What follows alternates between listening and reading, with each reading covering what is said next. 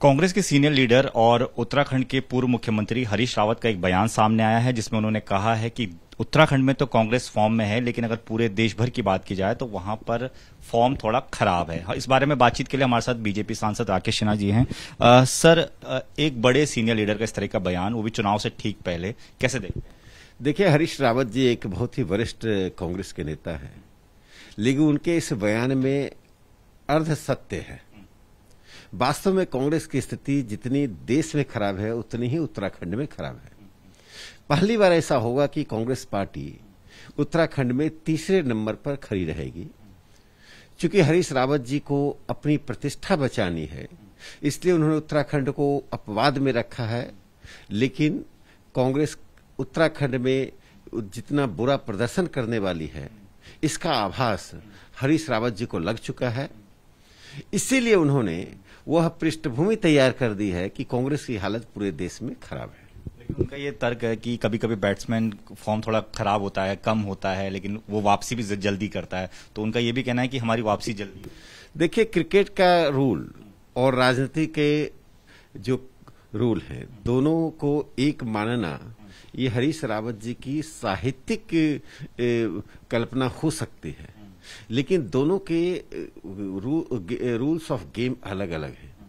राजनीति में जो एक लोगों में के मन में धारणा बन जाती है, उस धारणा का आधार होता है। आज भारतीय जनता पार्टी अपने संगठन, विचारधारा और नेतृत्व के साथ साथ केंद्र और राज्य सरकार के कार्यों के आधार पर, इस चौखंबे के आधार पर जनता के बीच पहुंच रही है, और जिसका कोई समानांतर, जिसका कोई विकल्प आज नहीं है। इसलिए मुझे लगता है कि भारतीय जनता पार्टी को सकारात्मक मत मिल रहा है। प्रधानमंत्री नरेंद्र मोदी जी जिस प्रकार से कश्मीर से लेकर कन्याकुमारी तक लोगों के दिल में बस गए हैं, खास करके सामान्य लोगों के, वह भारतीय जनता पार्टी का एक बड़ा वोट का आधार है। जहां तक उत्तराखंड का सवाल है, प्रधानमंत्री मोदी जी ने जिस प्रकार से उत्तराखंड की संस्कृति और उसके आर्थिक विकास को प्राथमिकता दी है, वह आजादी के बाद से एक अपवाद की तरह है। और उस वैशिष्ट्य को और प्रधानमंत्री जी के उस कदम को, उस रुख को वहां की जनता पहचानती भी है और उसका अभिनंदन भी करती है। दूसरी पार्टियों की बात करें तो बीएसपी सुप्रीमो मायावती जी का एक ट्वीट सामने आया है जिसमें वो कह रही हैं कि प्रियंका गांधी पर उन्होंने तंज कसा है कि उन्होंने अपना स्टैंड वापस ले लिया मुख्यमंत्री के दावेदारी का। तो वो कह रही हैं कि कांग्रेस को देकर लोग वोट खराब ना करें। तो क्या ऐसी स्थिति लग रही है कि लोग तमाम लोग इस तरीके की तंज जो है कांग्रेस को लेकर कर रहे हैं? देखिए, भारतीय जनता पार्टी की तो प्रतिद्वंदिता किसी से उत्तर प्रदेश में है ही नहीं। आज तीन पार्टियां आपस में लड़ रही हैं, वो समाजवादी पार्टी, बसपा और तीसरा कांग्रेस। इन तीनों में अब श्रेणी तय करनी पड़ेगी कि पहले नंबर पर कौन होगा, दूसरे नंबर पर कौन होगा, तीसरे नंबर पर कौन होगा विपक्ष के रूप में। मायावती जी ने कांग्रेस के ऊपर तंज नहीं कसा, बल्कि उस सत्य को रखा कि कांग्रेस पार्टी आज इस स्थिति में नहीं है कि अपने नेता का ऐलान कर सके।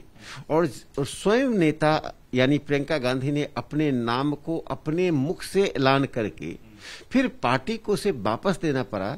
यह दिखाता है कि पार्टी में के पास संगठन और कार्यकर्ता तो नहीं ही है, उसका आत्मविश्वास भी समाप्त हो चुका है। लेकिन मायावती जी की बात में भी आंशिक सत्यता है। मायावती जी भी उसी रास्ते से गुजर रही हैं जिस रास्ते से आज कांग्रेस गुजर रही है। दोनों की हालत उतनी ही खराब है जितनी खराब मायावती जी कांग्रेस के लिए कह रही हैं। तो सर, आपको भी लगता है कि बीजेपी मतलब ये मान के चल रही है कि कंपटीशन में ही नहीं है कांग्रेस इस बार? देखिए, ये भारत में ये भगवा युग का आगमन हुआ है जिसमें प्रधानमंत्री नरेंद्र मोदी जी की छवि, उनका कर्तृत्व और व्यक्तित्व, कार्य संस्कृति ने इस देश को एक मजबूत आधार प्रदान किया है। कांग्रेस युग पूरी तरह से समाप्त हो चुकी है और इस युग में, नए युग में, नए भारत में भारतीय जनता पार्टी की पैठ, भारतीय जनता पार्टी की पहुंच और भारतीय जनता पार्टी का प्रभाव, तीनों ही स्वतंत्र भारत में एक मिसाल की तरह है। हम सभी राज्यों में बड़े मतों के साथ और सकारात्मक वोट के आधार पर चुनाव जीतकर आ रहे हैं।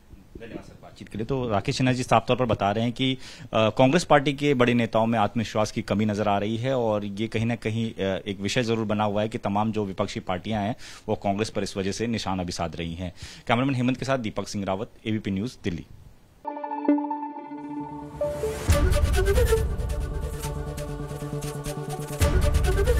एबीपी न्यूज आपको रखे आगे।